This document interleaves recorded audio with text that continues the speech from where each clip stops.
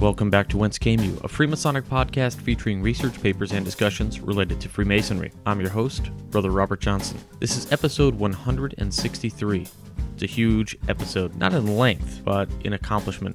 We finally finished Masonic Radio Theatre's first episode. So in the news, as I said, the Masonic Radio Theatre is here. This week on the show, we're going to forego the usual, and instead I will be promoting the episode number 1 of Masonic Radio Theatre. So please visit the website for more details, which is www.masonicradiotheatre.com. Additionally, I want to mention that I launched a little side project as well. When I started this, there was really only one Masonic podcast, which was The Digital Freemason, which was awesome. Brother Scott Blaskin ran it, and I finally got in touch with him and found out that his episodes are still around on the net, and that was a sign that I needed to complete this one thing. So I launched the Masonic Podcast Network. On it, you will find links to this show, Masonic Radio Theatre, the Masonic Roundtable, and 7 or 8 other fantastic Masonic podcasts. Some are old and haven't been updated in a long time, but their episodes are really still good. And some are new episodes. I have to mention that these other shows are merely linked,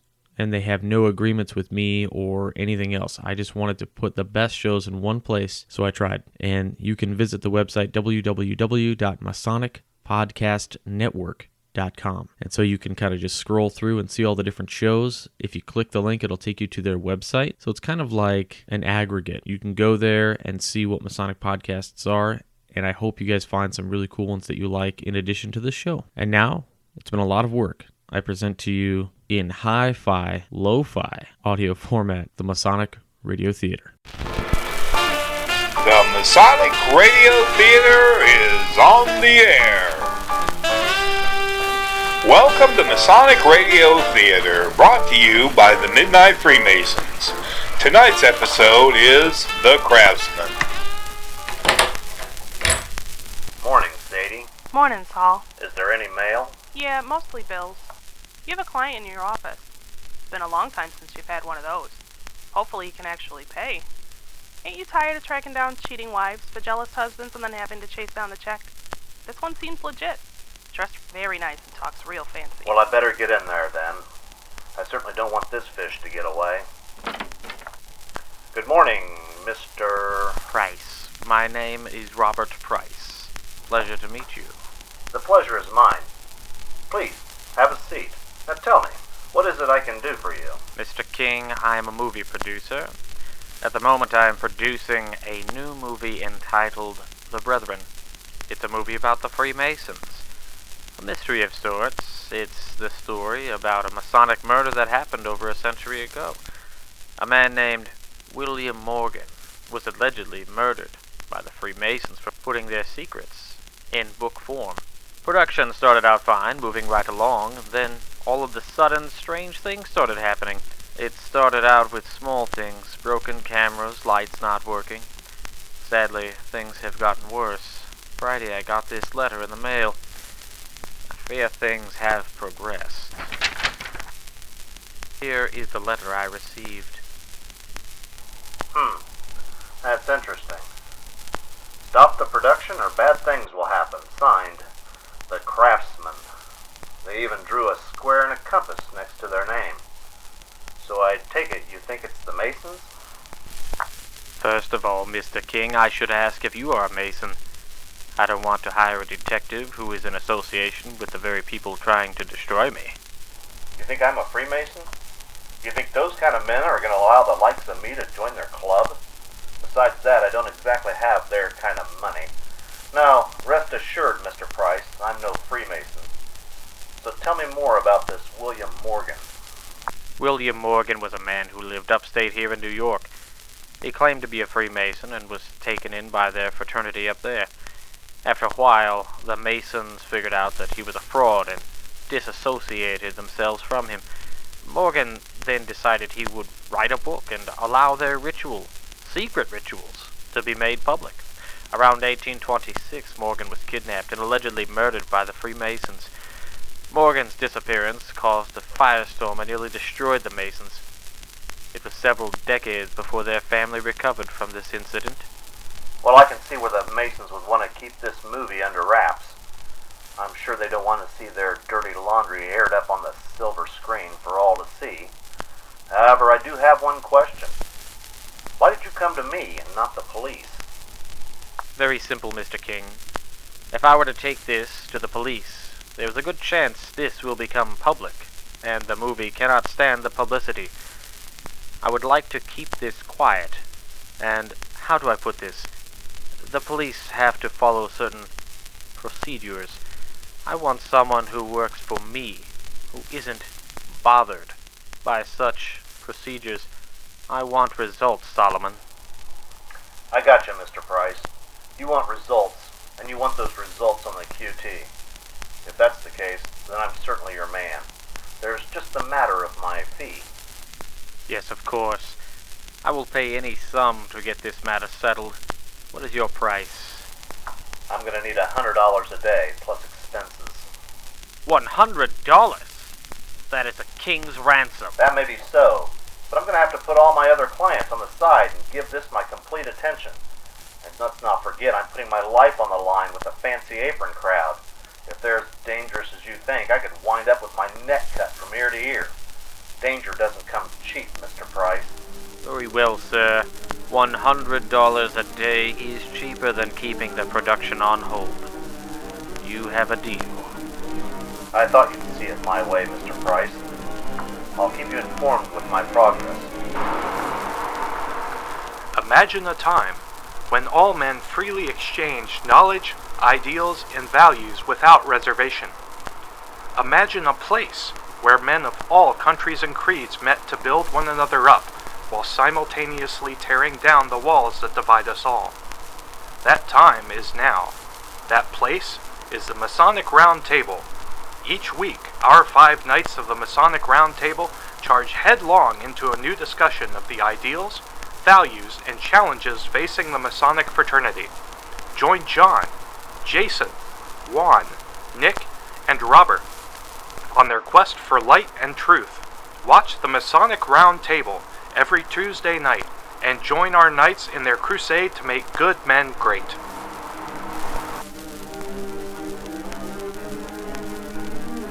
King begins his search by checking with several of his usual informants and running down leads, all of which were dead ends. Out of desperation, King's path leads to an ornate building in Manhattan. Above the door, the sign reads, Grand Lodge, New York. May I help you, sir? Yes. I want to speak to the Grand Master, please. Sir, the Grand Master is very busy. He doesn't usually receive visitors, unless it is of an important Masonic business. It is very important, and he will want to see me unless he wants to be the last Grand Master of New York. My name is Solomon King, and I'm a private eye, and I have some very important information. Information that could cost him a lot of trouble. Just a moment, sir. I will ask the Grand Master if he will see you. If he has any sense, he'll see me.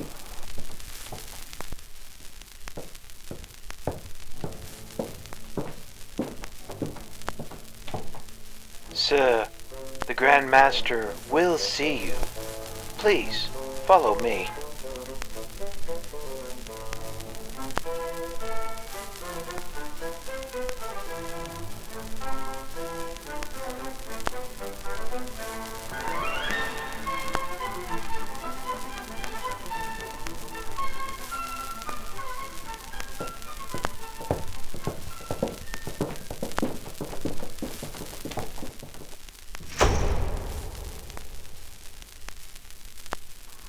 Good afternoon, sir. My name is Robert Owens. I'm the Grand Master of the state of New York. How can I help you? Good afternoon, sir. My name is Solomon King, and as I told your secretary, I'm a private investigator. My client is producing a movie about your group, and some very strange things have been going on during the filming. He has hired me to get to the bottom of it. Sir, I can understand your concern, but I assure you the Grand Lodge of New York does not endorse films of any sort. I cannot understand what brings you here today. Very simple answer to that, Mr. Owens. The producer of the picture received this letter. This was obviously written by some deranged mind. Just because it has our emblem next to the signature doesn't mean we are involved. I might think the same thing if this movie wasn't about William Morgan. Not exactly one of your club's finest moments. The Morgan affair? Good Lord, sir, that was over 100 years ago. No one alive today had anything involved with that incident. Even then, it was a small group of Masons acting without authorization from any governing body. Morgan wasn't even killed, as the papers then said. Now wait just a minute. I looked into this, and I couldn't find anything that said for a fact that William Morgan wasn't murdered. In our archives, we have transcripts of interviews and signed confessions from the kidnappers. They were never published. The confessions say that Morgan was taken by boat to Canada and given an assumed name and money, and told if he were ever to return to the United States, he would be killed. Nothing was ever heard from him again. I can show you the documents if you don't believe me. Wait a minute. That doesn't even pass the smell test with me, Mr. Owens. If your fraternity had documents to clear yourselves, then why wouldn't you publish them? I understand your confusion, Mr. King. It was decided by Governor Clinton, the Grand Master at the time, not to publish these papers. Clinton said, at the time, no one would have believed them, and if the papers would have bothered to publish them, they would have been ridiculed and cast aside. The public had already made up their minds, and our gentle fraternity was guilty in the form of public opinion. Besides that, the damage had already been done. Masonry was doomed to face over a decade of darkness, so the papers were placed in the archives where they reside to this very day. Well, now that you've explained it to me, I guess that does make a certain amount of sense. Sometimes it's better to abandon ship instead of bailing water. Thanks for the information, Grandmaster. Before I go, can you tell me one more thing? What was the name they gave Morgan before they cut him loose? I don't know, but I can find out for you. I don't see where the alias he was given will aid you in your pursuit. Neither do I. But in my experience, I've learned you can never have too much information. Have you found yourself lost for time?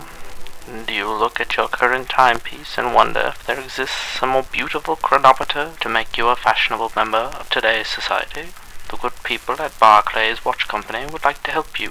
With an array of limited edition timepieces, you can rest assured that you will stand out. Whether it be the famous Dudley watch, with such models as the Shriner, the Freemason, the Master Mason, or the Past Master design, or any of their other exquisite designs, any person who sees it will know that you are a gentleman of taste. That's why Barclay's motto is, uncommon timepieces. Get your Barclay's watch today.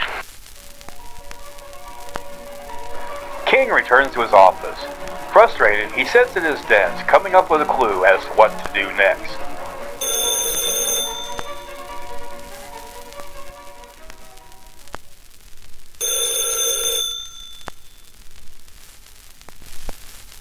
Saul, pick up the phone. Price is on the line.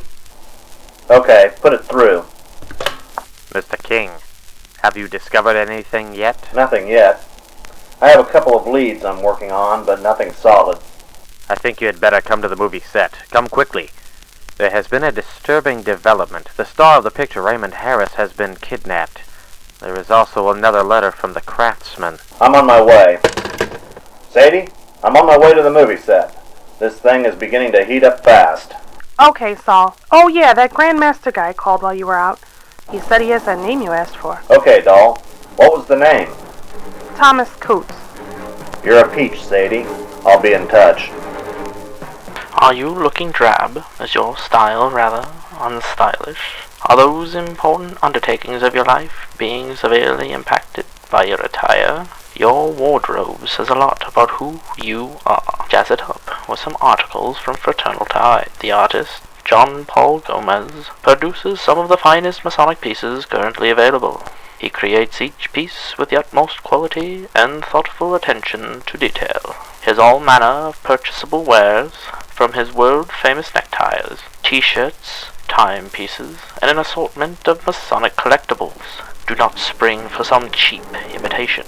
Buy from Fraternal Ties today. King makes his way quickly to the movie studio. When he arrived, most of the cast and crew were milling about the hallway near the dressing room of the kidnapped star, Raymond Harris. Men were discussing the incident while women were sobbing. Price was standing outside the door.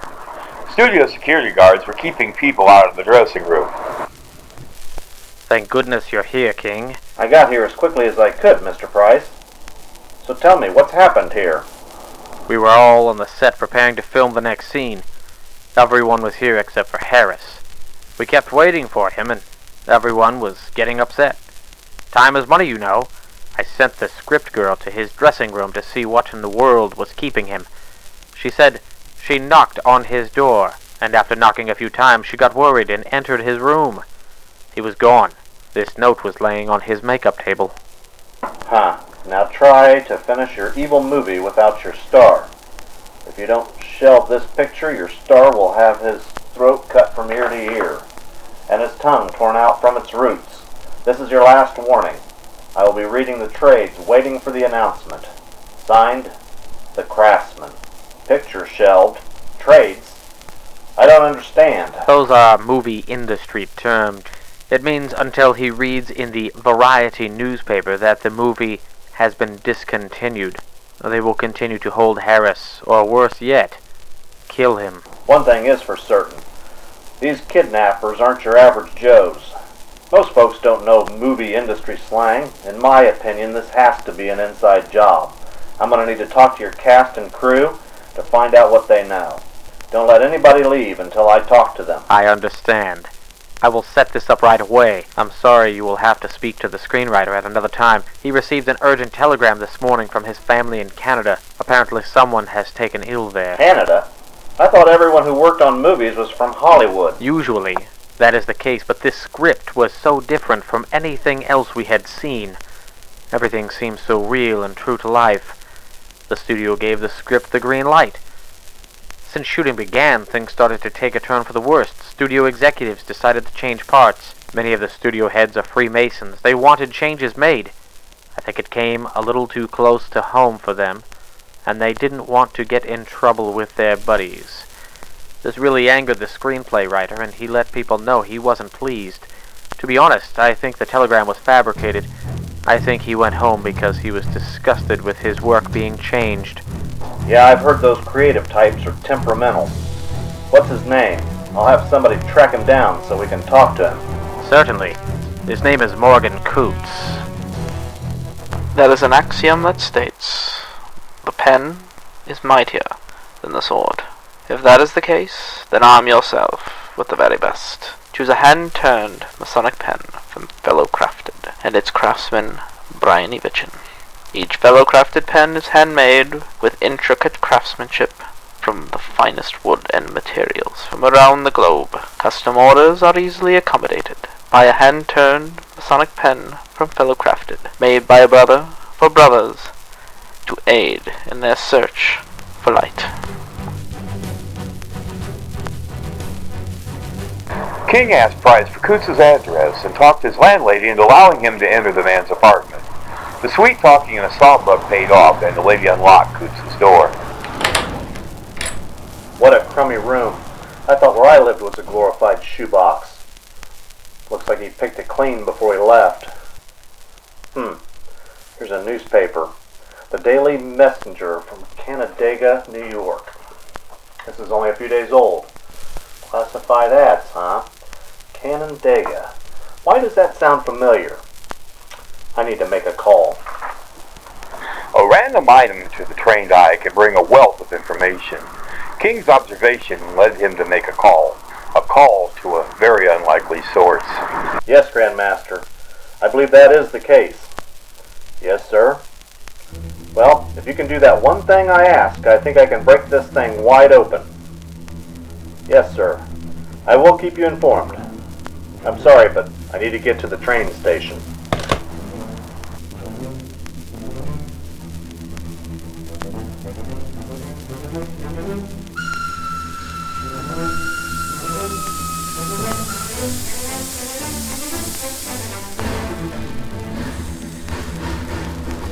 Scully, I'm glad to see you. You know who worked here at the train station last night? Yes, all me. That guy called in sick and I'm working a double. I'm beat. My dogs are barking. Now pay close attention, Scully. A guy's life is hanging here. Look at this picture and see if you remember this guy. I sure do. Him and a buddy got on a train last night. I had to help him get his buddy onto the train. He had a snoot full. We put him into a compartment so he could sleep it off. The guy was something else. One of those nose in the air types. You know the type. You don't happen to remember which train you put them on, do you? Are you kidding? I carried his buddy halfway across the station and not so much as a 2-bit tip. Yeah, New York Central heading to Buffalo. Thanks, Scully. That helped a lot. Here, maybe this Finn will make up for the tip he stiffed you on. Are you kidding? If I would have known I would have made $5 out of it, I would have had put the guy in the seat a little nicer. Thanks, Saul.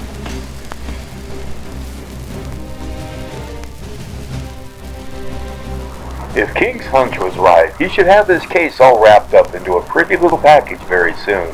But first, King had to call the Grand Master once again. Are you sure? Okay. Listen, tell them not to do anything until I get there. I want you to ask one of them to meet me. I'm at the train station right now, but I'm heading that way. I have one more call to make, and then I'm on my way.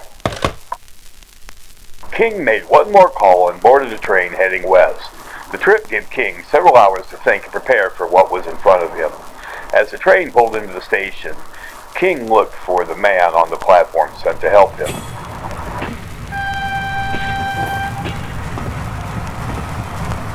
Mr. Yates? Yes, that is me. You must be Mr. King. Welcome to Canandaigua. Thank you. I noticed the Masonic pin on your lapel, and I figured you were the man I was looking for. Indeed it is me. As the Grand Master asked, I have several of my brothers watching the house you took this off to. From what I'm told, they're still inside. They haven't left. I also called the sheriff like you asked. He's a member of our lodge. I am supposed to take you to him now. Do you have a grip? Nah, I'm not going to be here long. I'm traveling light. Let's go.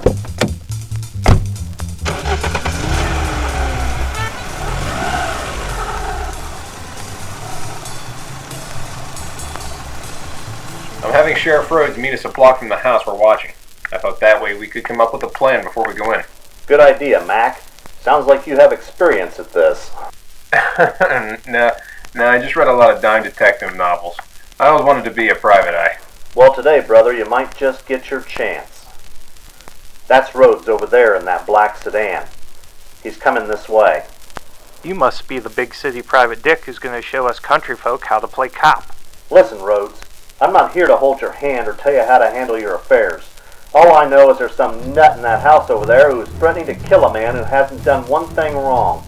I want to free that man and get the nut locked up. Now, if your pride is healed, why don't we figure out how we're going to work this thing out?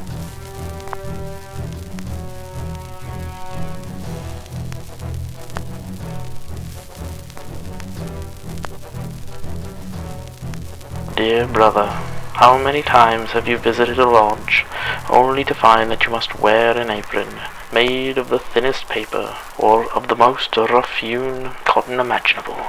Friend, I am pleased to tell you about a product of impeccable quality.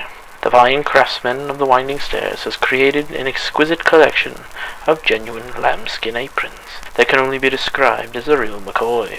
Handcrafted in the good old United States of America, out of high-quality lambskin.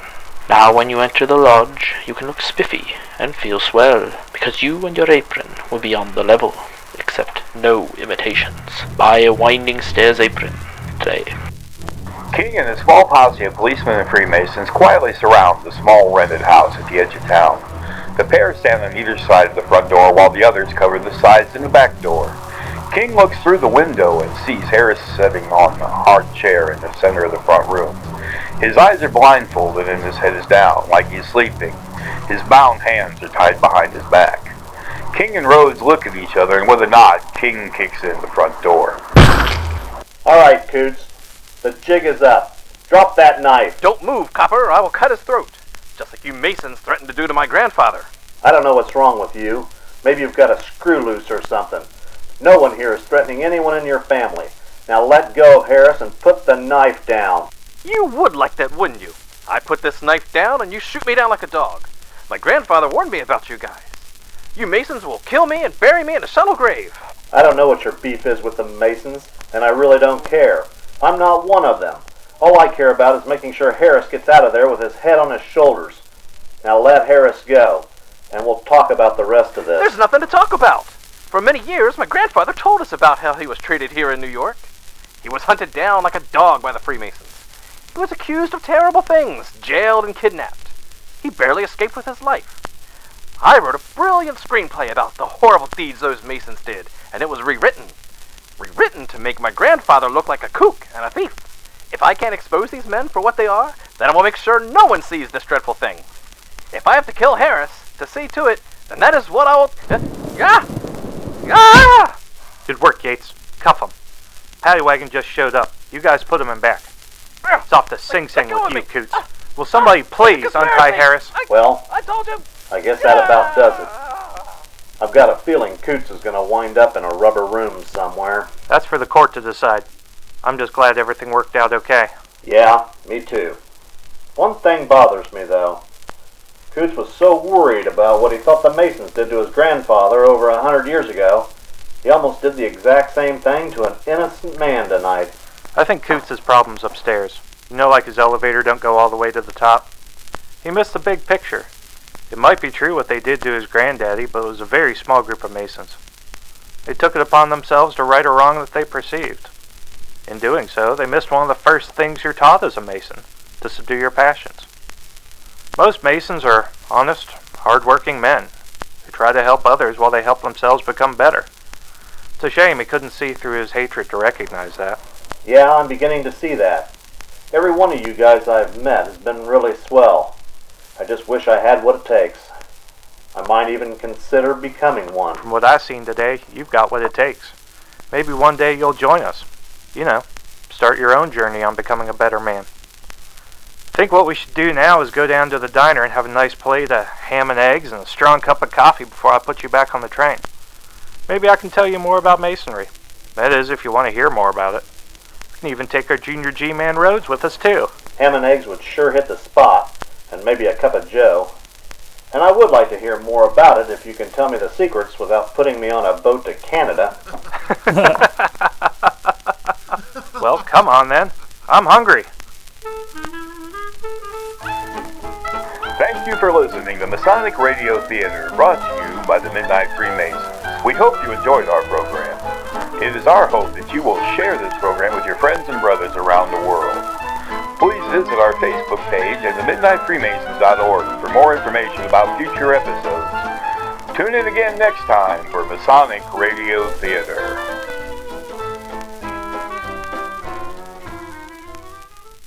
All right, that was it. I hope you guys really enjoyed it. It was a pleasure to be able to do all of the things we did and to work with everybody that we did. I just have to thank everybody who helped out at the Midnight Freemasons, as well as everybody who helped out over at the Masonic Roundtable. We had a great time doing it, and again, you can look forward to some new episodes that are coming out. They take a while to make, so this is probably not going to be, in fact, I guarantee it's not going to be a weekly effort. It's probably going to be more like a once a month kind of thing. But the hope is that you enjoy it and that you get a little bit of light out of it while being entertained as well. It is available on iTunes as well. It is its own show. I just put the first whole episode within this show to help promote it out there a little bit. So again, if you visit www.masonicradiotheatre.com, you'll find the links there to the iTunes as well. And you can search Masonic Radio Theatre in iTunes and it should pop up just fine. There is no app for this show. This is just a very large side project right now. So again, I hope you guys all enjoyed it, and that's it for this week. So check us out on Facebook. Find us on Twitter at Whence. Check us out on Google Plus at the email address wcypodcast@gmail.com. If I could backtrack very quickly, I did want to say if you guys are interested and you like the old ads that we ran, those ads are real ads. So they're not made up companies. Of course, if you would like to be advertised on that program, please send us an email at advertise@masonicradiotheatre.com and we can talk about what we can do for you. So again, check out the Midnight Freemasons, www.midnightfreemasons.org, and please check out the Masonic Roundtable at themasonicroundtable.com. Stay on the level, everybody. For Whence Came You, I'm Robert Johnson.